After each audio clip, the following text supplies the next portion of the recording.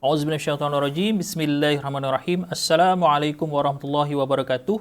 Apa khabar murid-murid sekalian? Alhamdulillah, pada hari ini kita dapat menyambung kembali sesi pembelajaran kita PDPR.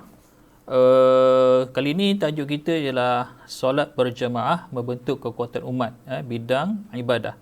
Murid-murid bolehlah merujuk buku teks muka surat bermula muka surat 110. Objektif kita untuk kali ini ialah insya-Allah menyatakan maksud solat berjemaah dengan betul.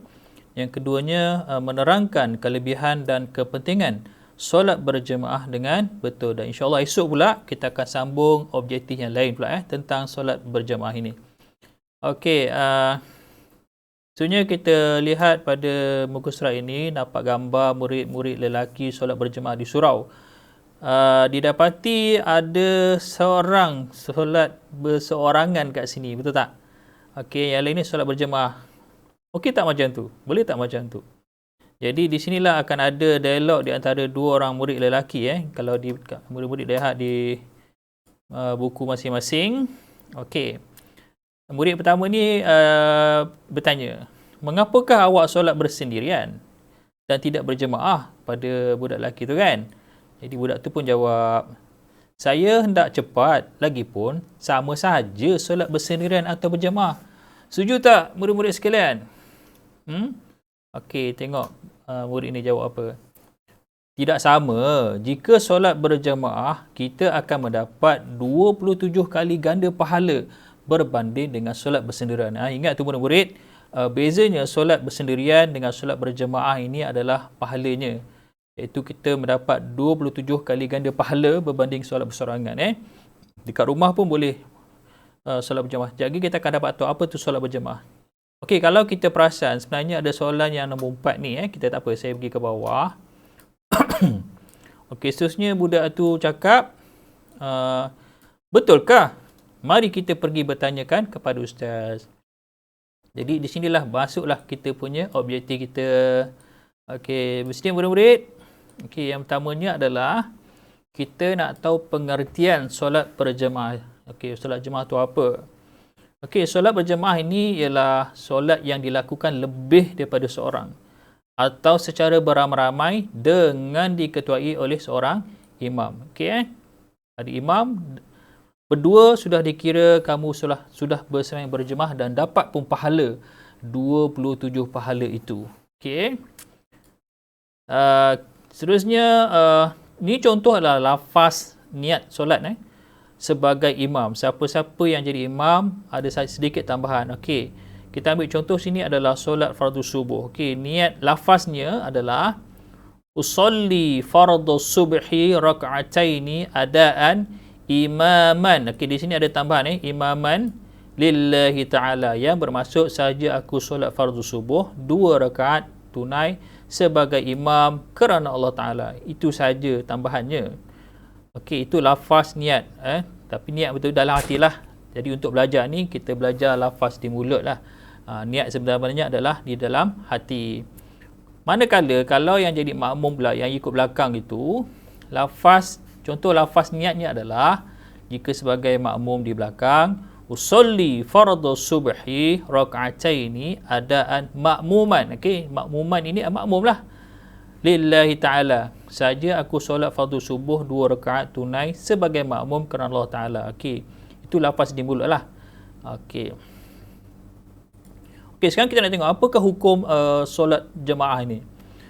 Okey, yang pertama je adalah fardu kifayah. Okey, bagi solat fardu. Okey, solat fardu hukumnya adalah fardu kifayah. Tetapi solat berjemaah, solat Jumaat solat Jumaat yang dilakukan secara berjemaah oleh orang lelaki ni fardu ain. Okey, saya nak kasih tahu sekejap lagi apa tu fardu kifayah, apa tu fardu ain. Okey, di atas ini ada keterangan tentang apa itu fardu kifayah.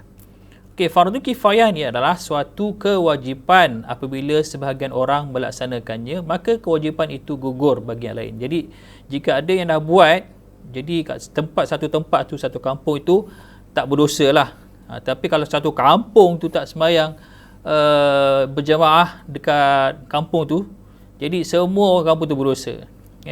Kecuali solat Jumaat solat jemaah adalah wajib. Fardu ain itu wajib pada setiap orang kena buat. Dia tak buat, dia lah berdosa. Kalau fardu kifayah, satu kampung, satu tempat itu berdosa kalau tak ada yang seorang pun boleh buat. Okey. Seterusnya kita pergi ke topik seterusnya. Kelebihan solat berjemaah ini. Apa kelebihan dia? Ada 5 di sini. Okey, yang pertamanya adalah bila kita solat berjemaah ini boleh menambahkan khusyuk dalam solat. Betul tak? Kadang-kadang bila kita solat seorang-seorang ni, silap-silap rakaat pun kita lupa kan? Mayang apa? Isyak. 3 ke 4? 4 ke 5 kan? Tapi bila kita solat secara berjemaah, insya-Allah terhindarlah daripada perkara tersebut. Yang keduanya, seperti yang tadi kita maklumkan, beroleh pahala 27 kali ganda. Besar pahalanya. Seolah-olah kita dapat upah RM1 kalau sembahyang seorang, tetapi kita dapat upah RM27. Kita nak yang mana? Sudah pastinya kita nak yang banyak kan? Okey, dalam Islam ni banyak benda kita tak nampak kan, dosa dan pahala tu. Jadi kumpullah pahala ni untuk kita bawa ke akhirat kelak.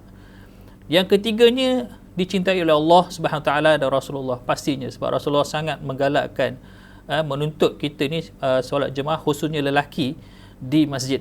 Solat berjemaah di masjid. Yang keempat, mengukuhkan ukhuwah sesama umat Islam. Pastinya apatah lagi yang solat berjemaah di masjid, kita akan jumpa ramai ahli-ahli ahli jemaah yang lain yang akan ambil tahu tentang kita berbanding dengan yang jarang ke masjid ni. Dan yang kelimanya, mendapat keberkatan di dunia dan akhirat. InsyaAllah mereka-mereka yang rajin solat berjemaah ni hidupnya akan diberkati sebab kita saling boleh mengukuhkan ukhuwah sama ada dalam keluarga ataupun di masyarakat sekitar kita, insya-Allah. Okey, seterusnya kita pergi kepada tajuk kepentingan solat berjemaah. Apakah kepentingan solat berjemaah, murid-murid? Okey, yang pertamanya dapat meningkatkan semangat berpasukan dan kerjasama. Pastinya mereka yang kerap solat berjemaah ini akan dapat semangat kerjasama, berpasukan, saling ambil tahu tentang ahli-ahlinya. Okey, kenal, yang paling penting dia kenal orang-orang sekitar dia tu. Sebab sentiasa solat berjemaah. Kadang-kadang bila kita sembahyang berjemaah, tiba-tiba ada seorang terdatang tiba-tiba. Jadi ada orang yang akan ambil tahu. Yang nombor 2, kepentingan solat jemaah ialah membentuk diri berdisiplin dan mematuhi ketua.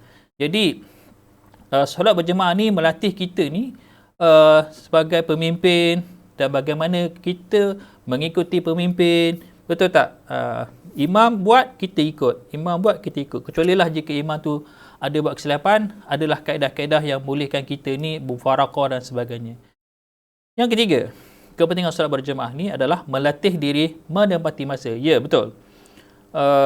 Sebab imam, kita solat berjemaah, solat fardu biasanya, dan pasti kita kena tepati masa.